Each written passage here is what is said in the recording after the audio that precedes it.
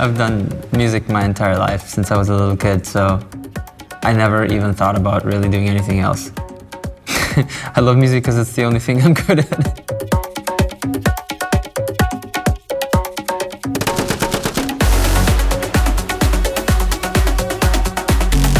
I have never seen myself as a traditional DJ. If people ask me who I am or what I do, for me, DJ is actually the last part. To me, I'm a musician first, producer second, DJ third, and I came into the DJ world really late. And I approach my DJ sets very differently than a traditional DJ who would usually read the crowd and sort of play the right song at the right time. I treat my DJing as a performance, and I'm the artist, and I, think far ahead. I usually plan my sets, but then there's always something that goes wrong, and I think a good DJ should be able to adjust to that. A good DJ, in my eyes, should also be good enough to plan a set well enough to know that it will work. I don't see myself as I'm here to please everybody's wishes. I spent literally 3 months in programming and rehearsals, and I created a show. And that's what I want to show people. The term DJ is just such a tricky term to use because I feel like it's also my responsibility to be in rehearsal for months and to make sure that each song has the correct color and visual attach and that the blackouts are at the right time. It's part of the experience that I want to give fans. I think as a DJ, you have the control over how people are going to feel for the next hour or 2 hours, however long you DJ. You can change how what people are hearing, what people are feeling, and it's not just the songs that I play or the order of them. It's really about the whole experience of what you see, when you see it, and what you hear. And if I played my set without my production, I would not be very confident because what you see, what you feel is all one thing to me. The DJing part is just one segment of it. When I started DJing, I actually was a lot more nervous, even though I technically do a lot less than when I was a drummer. Because what is the worst case that happens when you're a drummer? You go out there, the mic stopped working. You can still play. People can see that you play. You can carry the show. But there's one single cable that has to get unplugged or something happens and the whole show is done. So it's a lot more nerve-wracking in a weird way. Even though there's less that you can do wrong as a DJ, there's a lot more that can happen. I think a casual listener is influenced by the sound quality subconsciously. I don't think they understand why something feels better or worse, and I don't think they necessarily can explain what they're even hearing. But I think subconsciously, our brains are influenced by the quality of everything.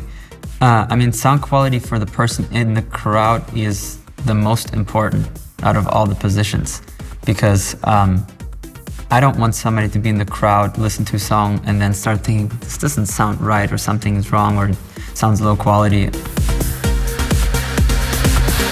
I am used to jumping back and forth a lot and looping a lot, and I've always missed a button for that just because I think it's a lot more intuitive. With buttons, you can also feel it. With touch screens, generally, the feedback isn't the same as a physical button.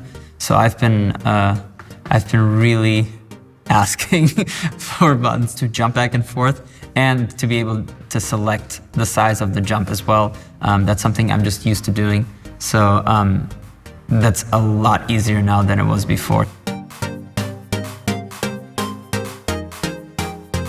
Sometimes when a mix out of a song, when the outro is longer or shorter than the mix in, it really enables you to repeat whichever part you want quickly and easily. Sometimes I change my mind in the middle of the song and want to do another song instead, and then it's nice to be able to start it wherever and then just jump your way into where you have to be. I guess traditionally you would have done it like this. For me, it's just math. I know where I start the song. I know I'm 24 off, so you just hit it and then you just jump back into position. I do that and then looping wherever you want and then jump your loop back and forth. It's just a lot of freedom and creativity you have that you don't have without that function.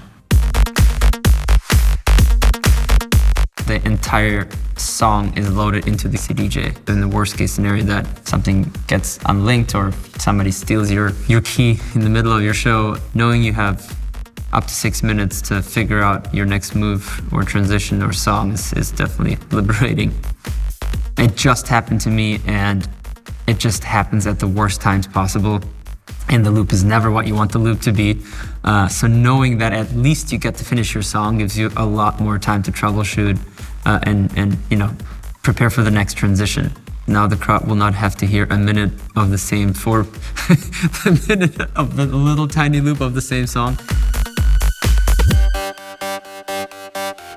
It looks just much better. The screen is way better, way bigger. The hot cue button orientation makes way more sense, I think, from left to right. I never thought that top to bottom in two banks made sense, to be completely honest. I also think that having 8 accessible hot cues will maybe make people use them more. Having had 2 banks, sort of, I always try to avoid using the second one because I thought, what if I forget to switch back and then muscle memory just press the button and I'm jumping into the completely wrong part of the song. Has always been an issue to me, or a reason to avoid them. Having them all 8 in a linear form is, I think, way more intuitive, and maybe DJs will use them even more frequently. I generally would say I like to mix in keys. That's something that I don't like when I hear other people that don't mix in keys. I always feel like it's distracting, which means for me that I sort of DJ in brackets in a perfect world, with the option to change the key exactly on the fly like this. It might enable me to do certain transitions that couldn't do before and not worry about the key as much. Because there's some musical ways to jump keys. In certain outros it may not matter as much. It could even be cool to do certain step ups or start 5 semitones below and every 4 beats you go one up. I think what people like about CDJs generally is that they're always the same. You plug your key into wherever in the world and you know what you're expecting. I think with the new CDJ-3000, DJs are going to be able to be way more flexible. People are probably going to make less mistakes and DJs are going to become better DJs. I'm really excited.